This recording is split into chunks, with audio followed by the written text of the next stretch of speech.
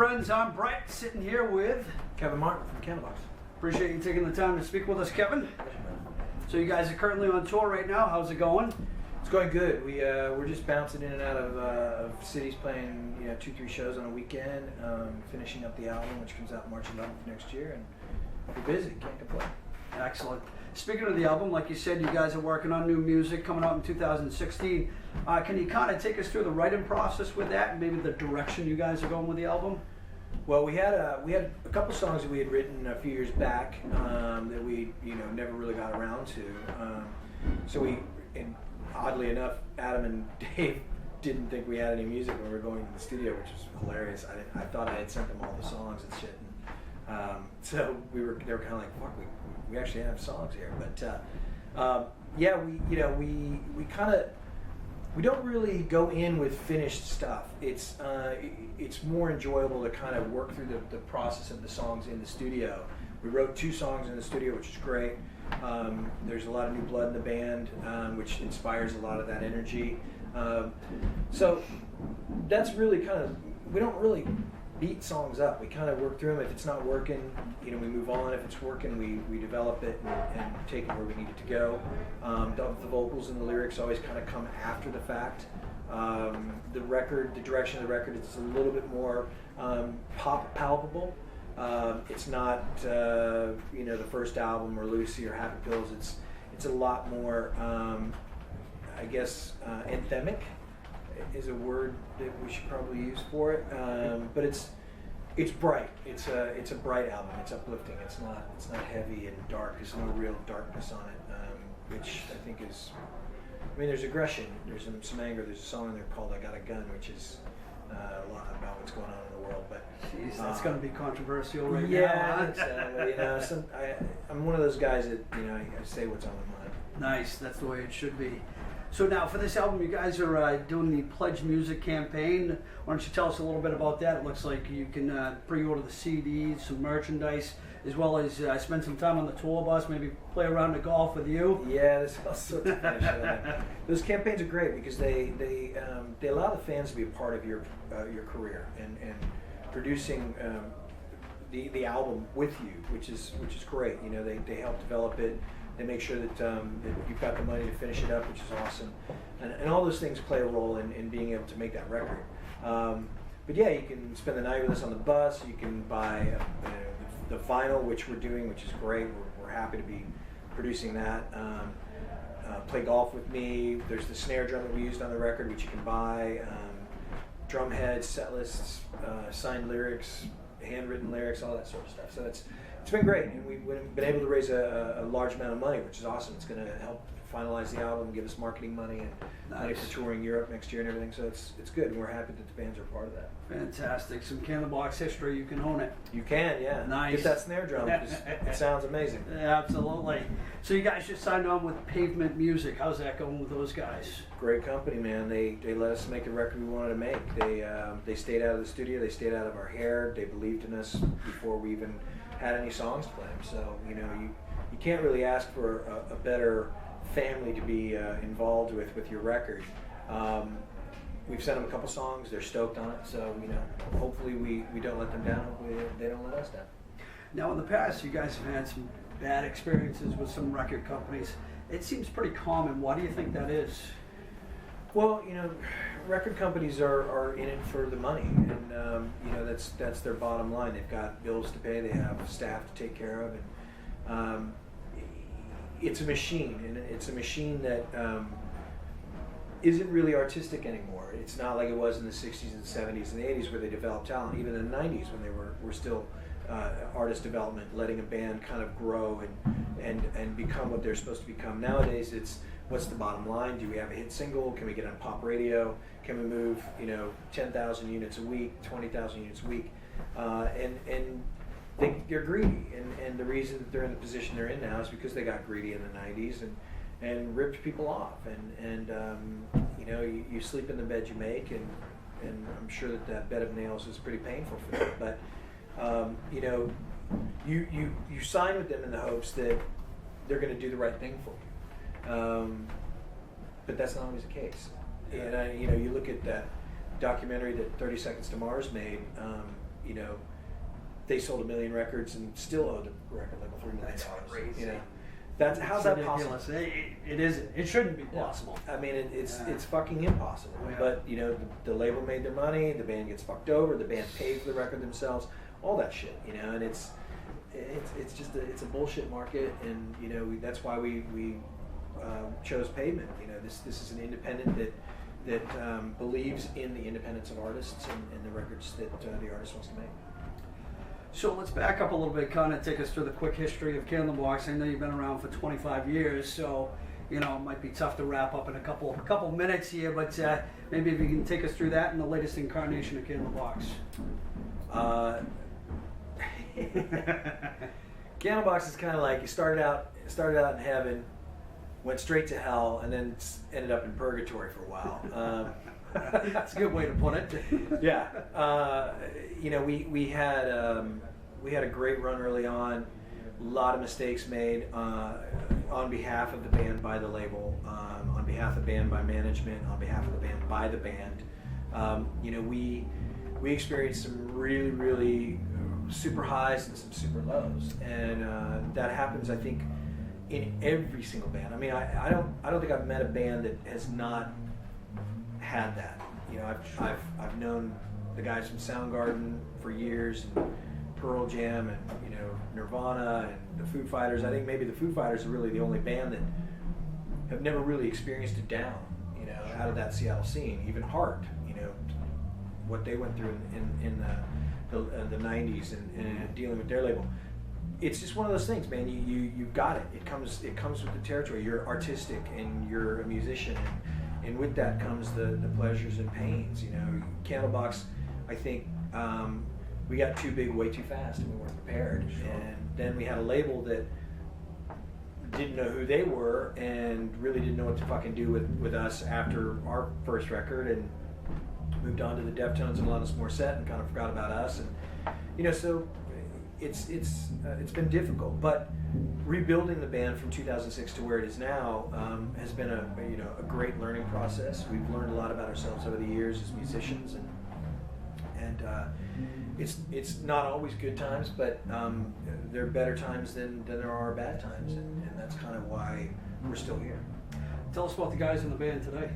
We got Dave Cruzen from Pearl Jam 10 fame and Candlebox Happy Pills fame, who played on Happy Pills. He's actually played on the last two Candlebox records, Into the Sun and Love Stories and Other Musings. Back on drums, which is awesome to have him back because he's a cool dude. We got Adam Curry, who played with me in the High Watts from 2002 on, and joined Candlebox in 2008 on bass. Has been with us ever since then. And then two new guitar players, Mike Leslie from Detroit, who's a blues cat, a young kid that has, I think, more talent than he knows what to do with. He's got a wiggly leg problem, although it's not wiggling right now. And then we got Brian Quinn, who's an old friend of mine from Philly. He was in a band called Octane and Foster Child, and he's been doing this shit a long time. So it's nice. It's very fresh and exciting. And, you know, we're super excited to play the new songs live, even though it's really hard to not go and start playing them live. We just got to hang out with those for a while. We're not getting any tonight. You're not getting any tonight. You know, although we'd love to. It's just we have to rehearse them, and it's funny when we put this whole thing together in June to start playing shows. We haven't had any rehearsals really, so we've kind of just went for it, huh? Just went for it. But with the new stuff, it's going to require a lot of rehearsal. It's going to require a lot of building because it's such an anthemic album, and it's very ethereal in guitar tone, and it's big. So it's going to take some time for us to figure out exactly how to pull those songs off live. If people want to hear clips, they can go to Play Music. Yeah. Check that out. So excellent. Name Candlebox. How'd you guys come up with that? Come on, man. Come on. Candlebox, Google, Wikipedia. Okay, that's how that name came up. So you don't want to answer that question? I mean, that's an old question, bro. Jeez, shit. Wow, this is the first time this has happened to me. I mean, there's a we'll thing, pass. There's a We'll thing pass called interwebs, okay? Worldwide interwebs. So, who owns the name? I mean, we do. So you do as now. What about the prior members of the band, or No, Pete and I own the name. It's entirely ours. Labels, if they want to use it, they have to license it from us and stuff. It's a partnership. It's been that way since day one, and yeah, it's really kind of it's been our thing. That's one of the reasons when the band broke up in 2000 to try and get out of the deal with Maverick, we got stuck because they had licensed the name, but they couldn't license the name without two of the original members. And we had broken the band up and dissolved the partnership, so Maverick wasn't able to release any more Candlebox, and that's kind of how we got out of the contract. It took 2 years to get out of the contract, but eventually they figured out that they weren't going to get anything, and I told them to go fuck themselves, so they terminated me, and that's how that happened. But yeah, that's the one thing that we've always protected was the name. We own it, and nobody can just license crap without having your our permission. Yeah. Excellent. First live performance, do you recall it? For Candlebox, yeah. It was a house party in Seattle, just off of I-5, buddy Pete's. I think we were all on mushrooms or something. And there were about 10 people there. It was rad. It was a lot of fun. Nice. And the next show after that was a place in my Seattle, a little bar, a little sports bar. So you take us from that to Woodstock '94. Massive. That was epic, huh? It was, yeah, man. It was interesting because they wouldn't let you, as a band, while the other band's performing, you couldn't stand on the stage and watch the show because they wanted you to be kind of shocked at the 300,000 people, so you could hear them backstage. There were no ways you couldn't peek through the screens because they had a stage that revolved, so there was just no way to see that. And so I remember when they're like, guys, we're on in 20 seconds. Get your places. They start rotating the stage, and you hear a guy introduces Candlebox, and you hear this swell of cheers. We were on tour with Metallica at the time, so that was that was a thrill in itself. Yeah. And then the stage stops, and the lights hit, and I said, "Hey, everybody, we're Madonna." So I was wearing Madonna t-shirt, and we went straight into a song called I believe it was Arrow. We started the set with, and it was gangbusters, man. It was over fucking whelming. Were you nervous? Yeah, because again, you can't see the audience, you can only hear it, and but you look out there and there's 300,000 people. The stage is like, I think the stage was a football field in width. So I'm running, and my tour manager got fired over this, but I told him before the show, I was like, make sure I have 100 feet of mic cable both ways, so I needed 200 feet. And he forgot, and they gave me a 50-foot cable because most of the singers that were performing before us kind of stood there. Yeah. And I'm a guy that was, I ran all over the place. So I start running down the stage, down the ramp, and we're in the middle of change or don't hear some shit. Bloop, my cable comes flying out, and I watch it go flying past my head. And I look back, and I see my tour manager just go, I'm screwed. And I'm like, fuck you. And they run, and they put together this whole thing. He runs out and gives me another microphone. I go, you fired. Oh, no. Right on stage, you told him this. Yeah. Oh, I shit. said, you're fired. I turned around, you're fired. Pack your shit. And wow. Yeah, he went home. We went to Europe with a different tour manager. Wow. Best band to tour with? It was a lot. Yeah. Probably Rush.